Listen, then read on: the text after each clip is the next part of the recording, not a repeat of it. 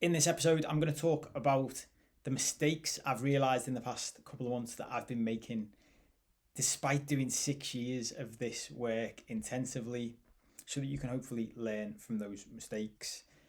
If you've watched or listened to any of my stuff before, you'll know that I am keen on sharing things when they're not perfect, when things aren't going absolutely as we would expect them to, because one of my problems with the personal development world generally is I think, especially the people who get really big and successful in this space, they can end up giving off an air that everything in their life is brilliant and perfect. And what that means for the rest of us is when we're following them, it's it's like they're Superman, they're Wonder Woman, and we can't connect with it anymore. It's like, well, it's okay for them, they jump in an ice bath every morning and they do their breathing techniques, and now their life is great and they never get upset and they never get anxious. But that's not me. I'm flawed. I'm fucked. So it doesn't help me. So the whole point of my work is sharing with you as I go that I am in the down in the dirt with you doing this work still after 6 years. I joke with clients all the time, private coaching clients, that like this for me has become like a lifetime, a life's work, a lifetime obsession. And after 6 years, I'm still in it with you. Like, I'm not in some ivory tower with some dream life that never has any problems. And my belief is that the truth is that life just doesn't exist. Like, a big part of this work, maybe all of this work, is about us maturing emotionally in a way that the people who raised us haven't done, in a way that most of Western society hasn't done, because of loads of different reasons. And part of that emotional maturation is understanding that being grown ups comes with prices, no matter what we do. I talk about this all the time. I've been working with a company recently and talking internally with their staff of, no matter what we do as grown ups, there is a price to pay for the choices we make. It comes back to the stuff I talk about with taking radical responsibility. One of the main reasons we are unhappy, or we end up being unhappy in life, or we suffer or we struggle, is because we don't take responsibility for the choices we're making. We make choices often subconsciously, not consciously, which is a whole different conversation, without accepting that there is a price to pay. So as a basic example, this isn't what this video is about, but we'll get to that. But just to touch on this, as a basic example, if you choose as a grown up to eat cakes all the time and drink Coca-Cola and get drunk and live an unhealthy lifestyle, well, you get to do that and you get to enjoy all the benefits of that. You get to eat cakes whenever you want. That's a benefit. You get to drink alcohol whenever you want. If you enjoy that, that's a benefit. You get to sit on the couch and watch TV whenever you want. That's a benefit. But the price you pay for those choices is that you'll be unhealthy, you'll be unfit, you'll be probably lethargic, you'll probably suffer with a bit of depression, you might think that you're not achieving everything you want to do in your life. And that's the price you pay for that choice. On the flip side, when you look at people who are fit and healthy and make loads of money and they live a life that you think you might want to live, what you've got to accept is they pay a price for that as well. We all pay a price. So if you're fit and healthy, just to take that as an example, the upside you get is that you're fit, you're healthy, you're strong, you might have more energy, you feel better about yourself. But the price you pay is you don't get to eat cakes all the time, and you don't get to eat and drink whatever food whenever you want. You don't get to sit around on the couch when everybody else is watching telly, you go to the gym. That's the price you pay. But there's always a trade off. And this is something I've been leaning into loads in the past sort of 6 to 12 months.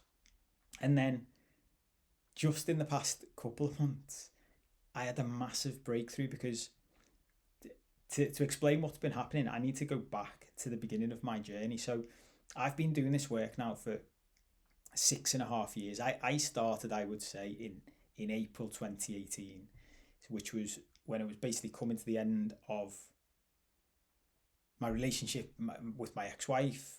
Things were breaking down, and my life had already been for a while in a bad state. I'd hit the middle of my 30s. This is a long story. You can go back to the beginning of my YouTube videos from a few years ago and watch my origin story. I'll do an updated version soon. But for the purpose of this video, if you've never heard my story before, I'd been a lawyer, corporate lawyer working for some of the biggest and best firms in the world, owned my own law firm, owned another company that I had loads of investment in, owned multiple properties that I rented out, owned a flash apartment in a city centre, drove a flash car. I'd had like a footballer style wedding a few years before. So to the outside world, I looked like I had everything. And behind the scenes, I was depressed, miserable, suicidal. I was fucked. And that's when I started this work. So started working with the first therapist I ever worked with, which is the best decision I ever made. Found my first coach, and I had chronic health problems, and he was helping me work with that. I started to learn all this stuff and just went down this rabbit hole and consumed everything I could. Spent all of my spare money on coaching and therapy and courses and learning from YouTube and listening to podcasts and reading books and just consuming everything I could. And within 3 years, well, I made progress within weeks and months of starting that, and breakthroughs and learning all kinds about myself. But within 3 years, I'd gone from being the darkest my life had ever been to being the best I'd ever felt. Like, it was just genuinely felt like I was like, my body was electrified as I was walking down the street. I remember it vividly. But the key thing about that part of my journey is I'd been single. So I'd left my old relationship, I'd got divorced, and I'd gone off and I'd just focused on myself, purposefully didn't get involved in another relationship, was celibate for a while to prove to myself I didn't need to get involved with women to try and make me happy, and just focused on me. Went off to Bali for a few months, went to Spain, did a bit of traveling around. And by the end of that 3 months, I just felt incredible. And that's when I wrote my book, How to Solve Any Problem in Life. And if you'd have asked me at that point, how far down this path am I, like the personal development path to sort of enlightenment, to where you need to be, I'd have told you, 90%. My business had started going well. I'd started to attract clients to me, and I was like, this is it. I've restructured my entire life. I've completely changed. I feel amazing. I'm pretty much there. And at that point, as the universe tends to do, it was like, right, now you're ready for the next level then. I always say this work is like playing a game. So from my age group, Super Mario is the first one that springs to mind. You go through a level, you get to the end of level baddie, you beat the end of level baddie, and when you do that, you go to the next level. The next level's slightly harder than the one before, but because you've been learning how to play the game, you've leveled up your skills, you're getting better, and you go through the whole process again. That's what this game is like. So at the point where I was like, this is the best I've ever felt, the universe basically said to me, well, that's fine, but you're single. So my belief now is there's only so far you can go through this work as a single person. So at that point, I attracted into my life my current girlfriend. Like, the love of my life, fell head over heels in love. Literally second date, never felt anything like it. And that was it then. We're in. Like, she felt the same way. She was already doing this work. We had loads in common. So the start of the relationship was just phenomenal. Like, nothing I'd ever experienced. And then within a few months, we started hitting hurdles. And what I realised was, looking back now in hindsight, is that this game that we're playing, if you're playing this game, if you want to improve your life, if you want to really get into the depths of what's going wrong in your life, this game, to get to the end of it, we have to do it with other people. So you have to, a romantic relationship exists effectively for the purpose of this game to help us get to all of the wounds from our childhood that we can't get to while we're single. One of the reasons I think a lot of people, we're living in a strange society now, a lot of people choosing to stay single. And I think it's because when they're inside a relationship, it triggers so many wounds for them from childhood that they can't deal with, that they tell themselves a story it's easier to be single, which it is. But my true belief is you will never be fully happy and fully fulfilled unless you have connection with other humans. I've reached a point with this work many times where I'm okay by myself. Like, I'm comfortable being by myself. I'm happy by myself. I'm not lonely by myself. And at the same time, which is one of my favorite sayings, these two things exist simultaneously. And at the same time, humans need connection with other humans in order to be truly fulfilled. So we can be peaceful and content and okay by ourselves, but to be truly happy and fulfilled and enjoy life to its best, to thrive rather than just survive, we need other humans around us. So for me, a romantic relationship is a big part of that. And those relationships, as I've said, trigger everything. So I got into this relationship, and that's what started happening. And we, for probably 3 years now, we have been working through shit together. My partner had 2 little kids, so I became a step parent. And then I think this about every stage of this game. What I've just said about having a romantic partner, same goes for having kids. Like, having kids triggers parts of you and the wounds from childhood that without having kids you would never get to without them. So that I hit that level of the game as well. So been going through all of that for 3 years. We've been going through cycles of everything being great, and then something would come up and we'd work through it again. But we were both committed to being in it together. Just in the past few months, I was just starting to look at things and thinking, why haven't I reached... I'd never got back to that place that I was at the end of the 3 years when I was single at the start of this journey, start of this adventure. And I was asking myself why. And one of the things I often say about playing this game and doing this work is whenever you have a big breakthrough, it's like being woken up from a hypnotic trance. So people, you see this in like on the online world, people talk about telling everyone else to wake up and all these awakenings. But that is literally what it feels like. Like someone snaps their fingers and you wake up and all of a sudden you can see things that you couldn't see before. But they become so obvious that you struggle to comprehend how you couldn't see it before. And that's what happened in this. So a big part of my first phase of my development, which is something the vast majority of people I've ever coached, and people I see in the Western world, close up, from afar, friends, family, people online, what most people struggle with is like a people pleaser persona, where we desperately need other people to like us at a deep subconscious level.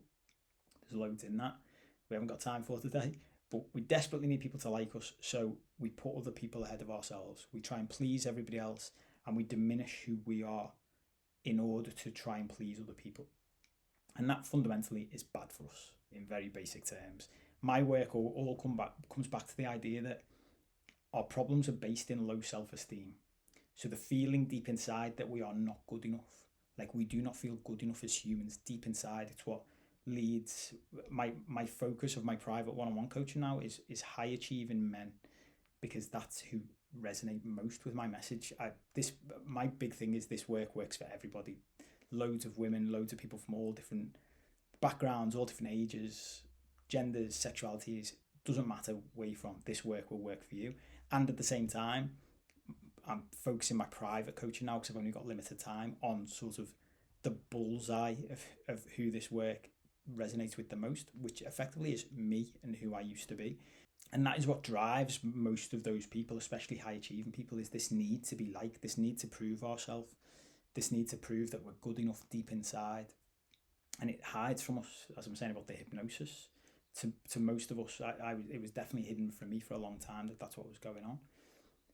But that's what, by the end of the 3 years, when I look back, I dealt with so much of that. But one of the problems I've realised in the past few months is that one of my deepest wounds goes back to my mum, my relationship with my mum, which is the same for most men, which is the need to please my mum, and the need to never upset my mum, and the need to make sure she's happy and everything's okay, and we never upset mum. I can vividly remember speaking to my dad, like when I was a grown man and I was in physical pain with chronic health issues, and he said to me, "Hey, are you in pain?" And I said, "Yeah." And the first thing he said to me was, "Well, don't tell your mum. We don't want to upset your mum." And it's like this message constantly given to us throughout our lives. And the thing about how that translates into your romantic relationships, then, again, there's loads behind this, but this is in basic terms, is that comes out in that relationship. So what I'd realised was, despite telling myself the story that I'd overcome this people pleaser persona and I'd worked so hard on it and it would gone in most parts of my life, it still takes work on a daily basis, because that old part of me wants to pull me back. It'd been dealt with. What I realised was, again, it was like I'd woken up one day, I had by stealth, like this part of me had come back and was massive in my relationship with my girlfriend. I was still putting her needs above mine by a country mile, like to the extent that I was still working full time. I I'd supported her in taking a year off work and looking after herself and doing her own personal development work. But at the same time, as I'm going to work and doing all that and dealing with pain and dealing with trying to sort my own stuff out, wasn't then saying off the back of it, but I could, if you're going to be at home, I could do with, it'd be nice if you do my washing for me, or you do the cleaning in the house, or you do all the cooking. I was still doing all my share of that as well. And I was just like, hang on. And at the same time as that, because I've been focusing so much on doing the emotional work and doing the psychological work and all of this stuff that I love, I'd completely neglected my physical body, which it's easy to forget about when you do this work, because I'm so obsessed with psychological and emotional work and how that impacts us and how it impacts our health. I'd completely neglected the fact that we still need to eat well, and we still need to go to the gym, and we still need to exercise, and our muscles still need to be looked after if we want to be fit and healthy. So what that led to was a diminishment in my masculinity. And when you look at this work, fundamentally, what's underneath, how do we build self-esteem? So self-esteem, there is a root of it, which is psychological and emotional. But where we get to fundamentally is we can never truly build self-esteem and never feel good about ourselves without taking action and becoming the people we want to be. And that takes hard work and action. And this is where I used to love the work of like Tony Robbins and people like that. And what I realized when I was doing this work is I think it misses a bit out. I think it misses out the emotional part of this game that I'm playing now, where we need to truly accept and feel our emotions for what they are. For me, the world of Tony Robbins pushes past that too much. At the same time, I'd neglected that part of the work, which is pushing on, actually getting up and moving on after you've done the emotional work. I'd started for the past couple of years looking at it more and more, but I hadn't stepped into it enough. So all of a sudden, I had this breakthrough that I need to step more into that. And that's what I started doing. So my girlfriend and I had a conversation about rebalancing our relationship, like the household, literally like a conversation about who does what in the house. And if I'm working and I'm funding everything, and these conversations, even as I'm saying this out loud, I can feel a part of me going, oh, people will criticize you for this, because we live in a world now where there's this man versus woman, woman versus man. Everyone's got to be equal. The old style way we did things of, having a man who earns the money and a woman who's the housewife, that's wrong and that's bad. And even as I go to talk about it, it's like, you'll be criticised for this. But fundamentally, that's the model we've been talking about going back to for the time being, because that's what we've been doing. And since we've stepped into that model more, we've both been happier, because we both feel like we are contributing equal amounts to our relationship. And we're both comfortable in the roles we are playing.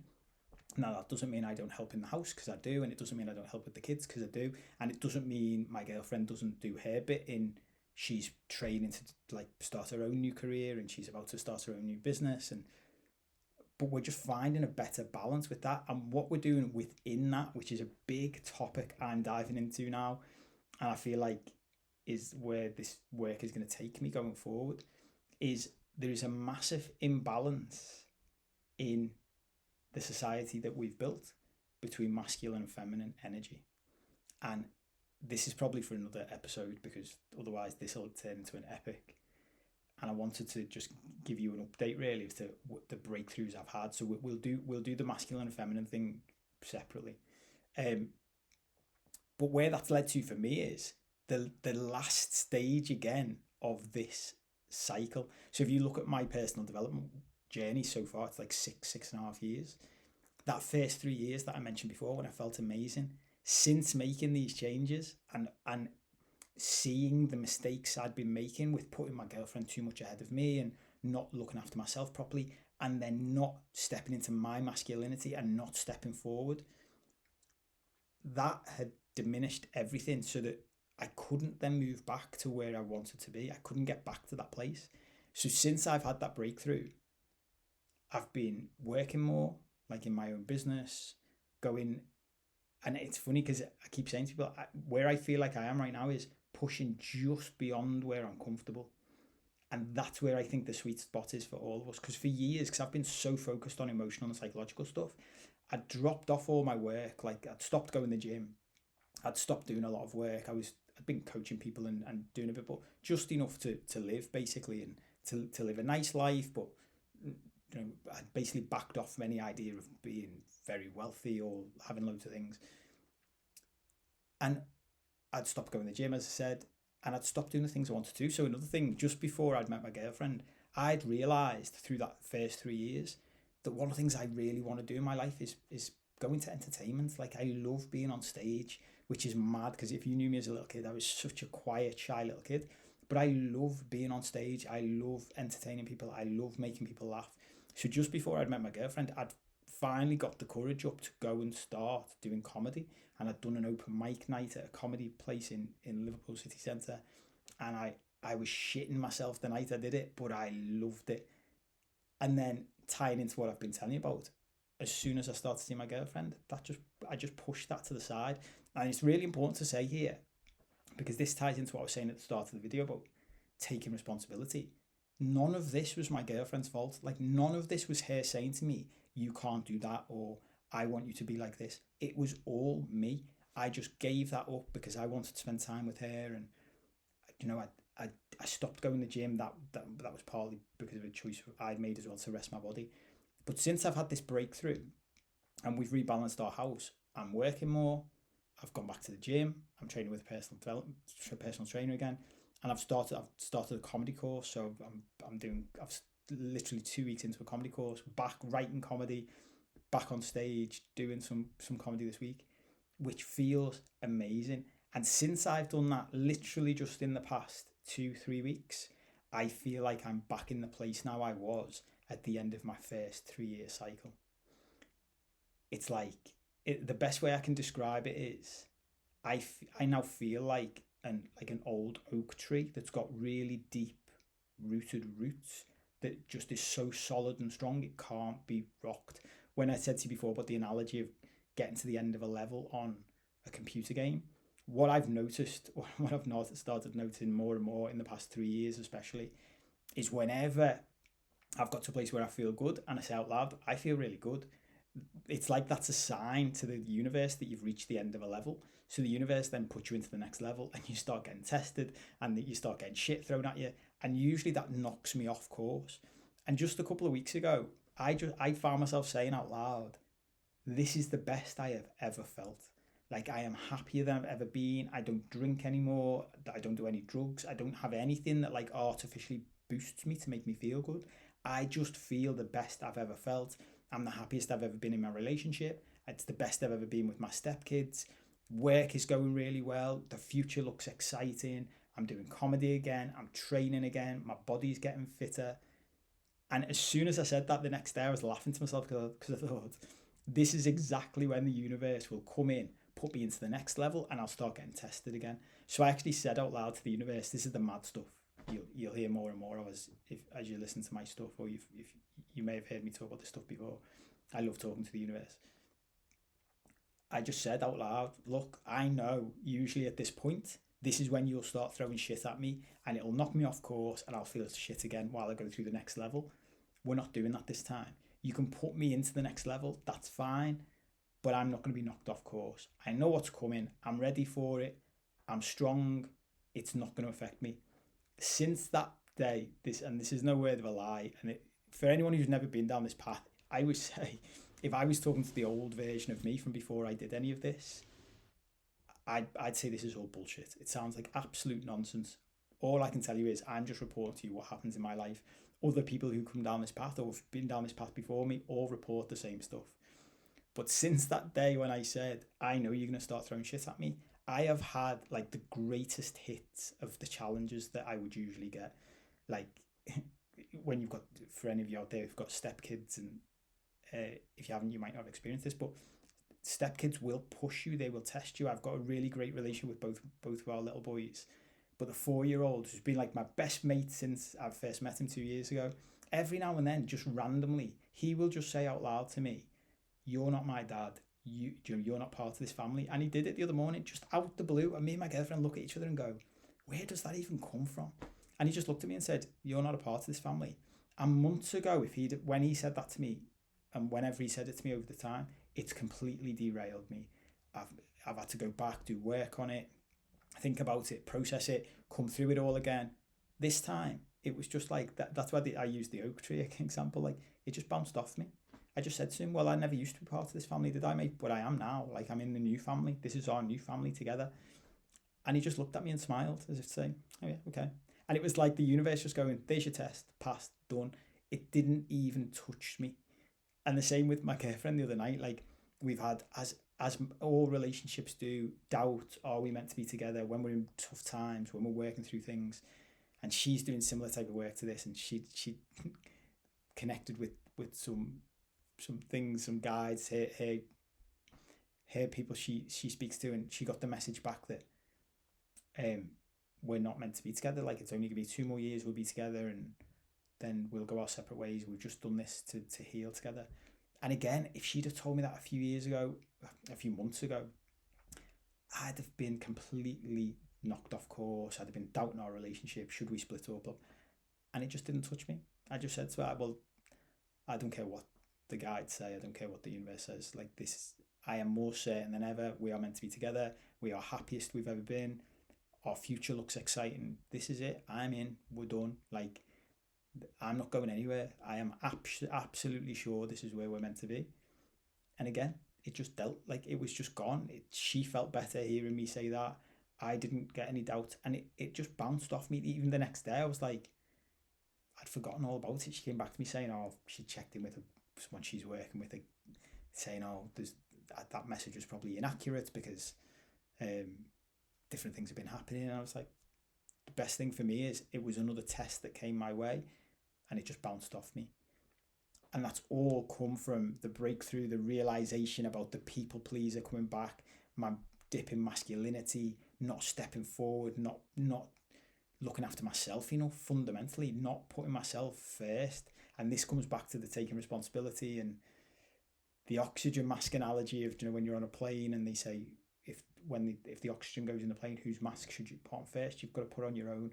And these are lessons I learned years ago. The first 3 years when I got to that point of feeling great, that's why I'd started to put into practice all these things, because we've all been taught we should put everyone else before ourselves, but fundamentally that doesn't work. Because if we don't look after ourselves first and foremost, if we're not the best version of us, we can't be the best husband or wife or partner. We can't be the best parent. We can't be the best kid. We can't be the best sibling. We can't be the best employee. We can't be the best member of society. So we have to look after ourselves first and make sure we feel good, and then everybody else gets the benefit. So rather than being selfish, which is how we've all been raised to think about that, it's selfless. Because now, if you just think about those stories I've just told you, my impact inside even my own house, my family, and then my wider family with the people around me, friends, colleagues, the impact's huge.